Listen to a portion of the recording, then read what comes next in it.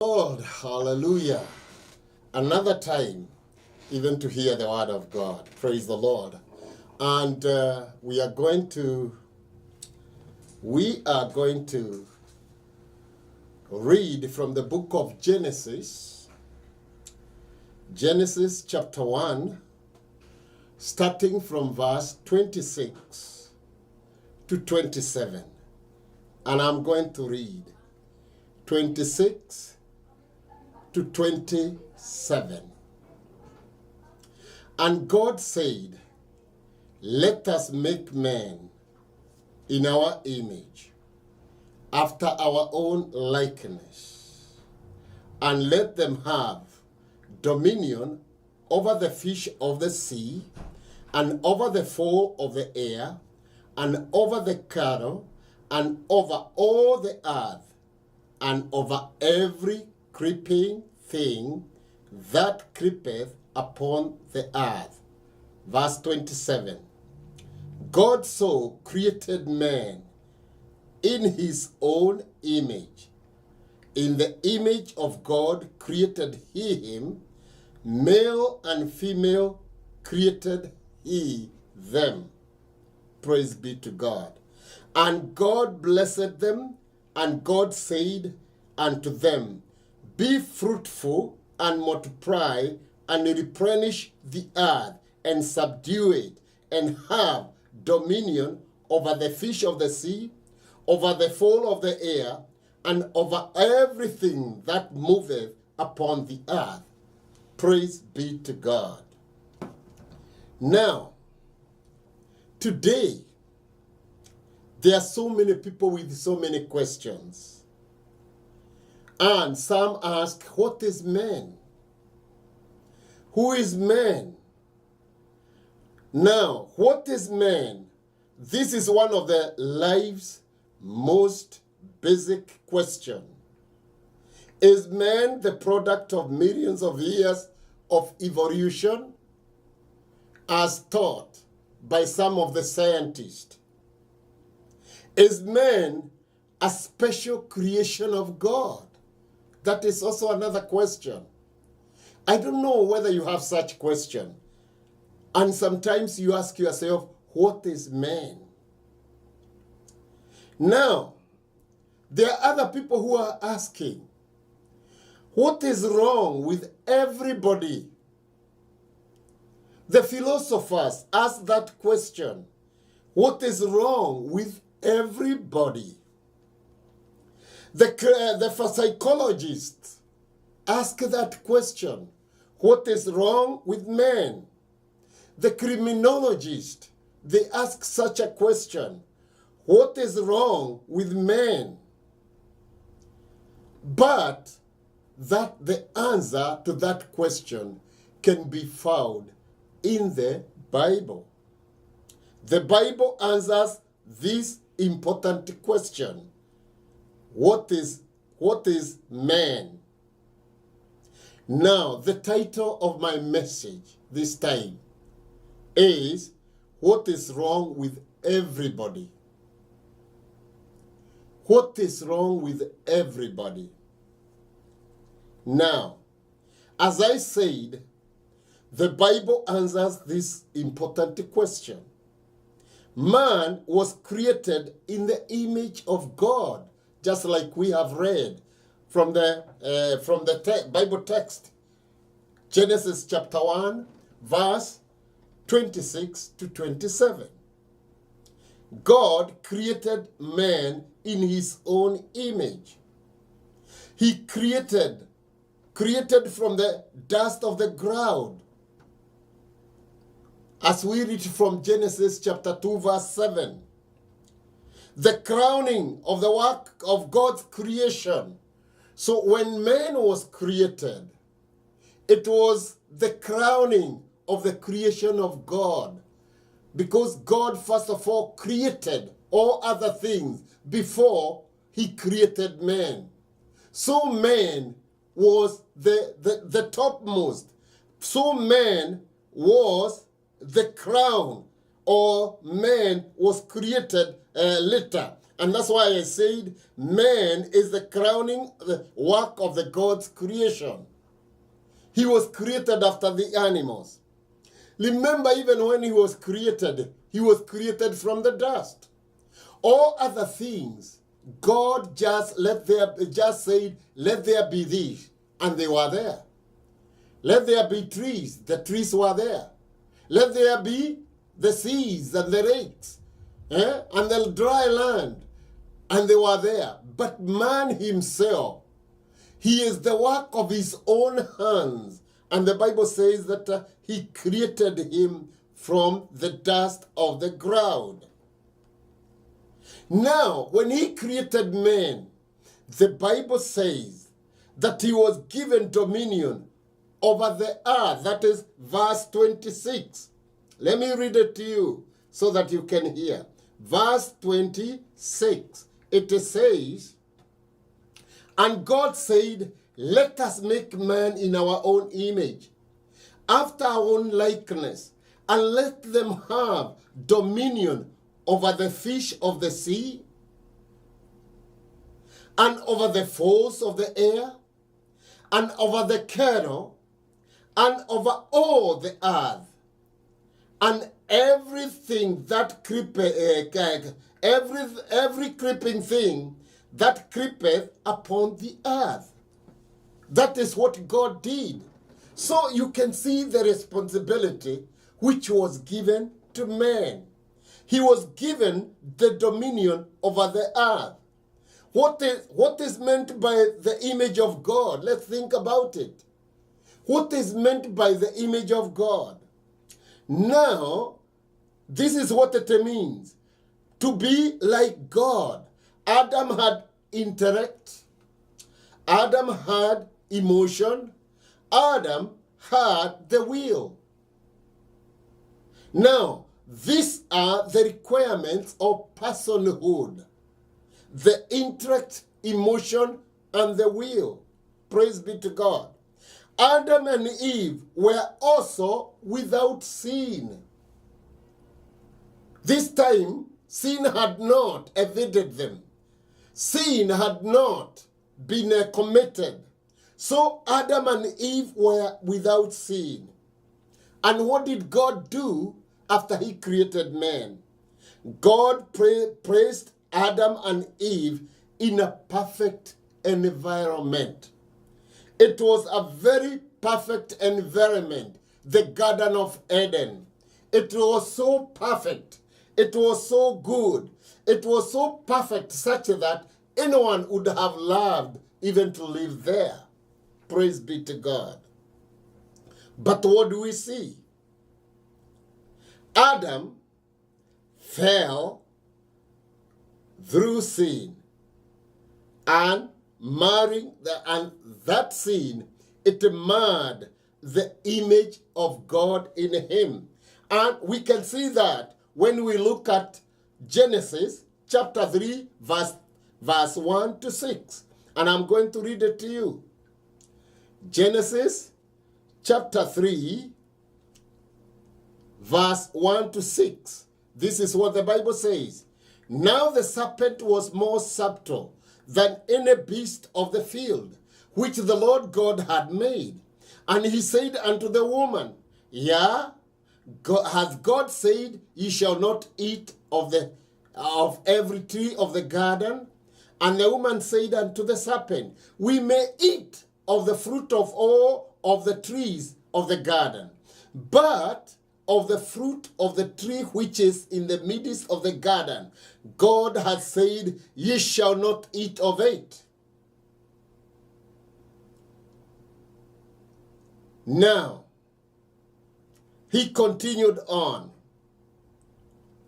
Now, and they were told, neither shall ye touch it, lest you die. And the serpent said unto the woman, you shall not surely die, for God doth know that in the days ye eat thereof, then your eyes shall be opened, and ye shall be as gods, knowing good and evil. Verse 6. And when the woman saw that the tree was good for the food, and that it was pleasant to the eyes, and the trees to be desired, to make one wise. She took of the fruit thereof, and did eat it, and gave also unto her husband with her, and he did eat.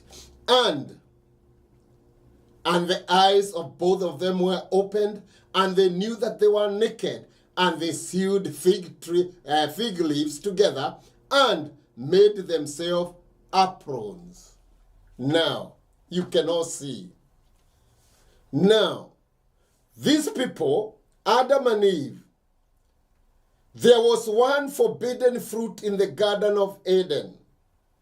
Now, when we look at that from the text, it shows how gracious and giving God had been. He was very gracious to them. He had given them everything, or they could eat from all other trees. And this reminds me that, all these trees that we see, all the fruits that they have, they were all edible. Because these people were told they could eat from any other tree. But there was only one. Now, Adam and Eve, they chose to disobey their Lord. In their taking of the forbidden fruit, the whole human race just fell into sin. Remember what the Bible says. We are all sinners because we act like it. That's what the Bible says. None is righteous because our mothers, our foreparents committed sin. So whatever they bore, or whatever children they bore those children with all that ability even to commit sin. Now, experience teaches us that we are sinners. We are sinners. Newspaper headline announced that we are sinners. Deadly crime also match the screams that we are sinners. But everything originated from there in the beginning.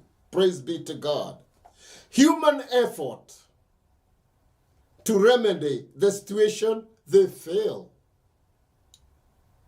When you read the history, you find that there has been a lot of human efforts so that that can be the remedy. Some thought education could help, but education does not help. It is just like the way people thought long ago that education would eradicate all the diseases. What do we know today? So many people are dying because of diseases which are being discovered every day. What does that tell us? That education cannot be the remedy. Registration also fails. Many governments think that when they register about some of the action that people do, maybe people will be good. That could be the remedy. But that has not even helped. Even sometimes they register that if you kill a person, you'll also be killed. But that does not prevent people from killing each other. Prosecution and punishment, they all fail.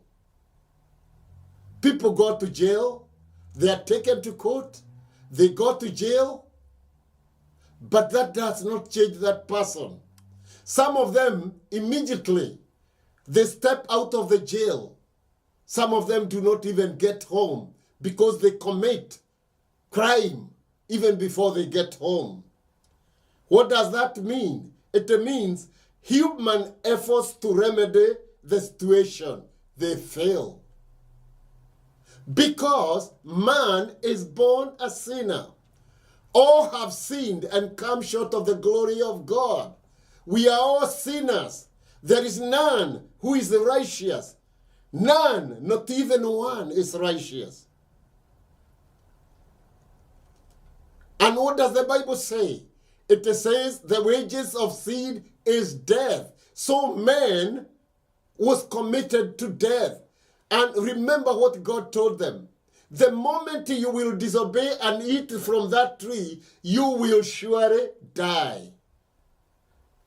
So after committing sin, death was pronounced. And the Bible says the wages of sin is death. So man, being a sinner, the only thing that is awaiting him is death. But see what God did. He showed his love toward us.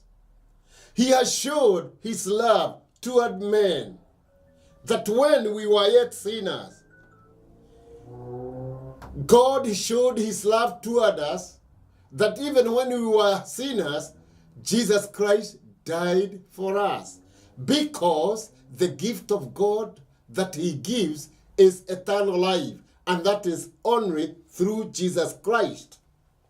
Now, through the grace, the second Adam restores the image.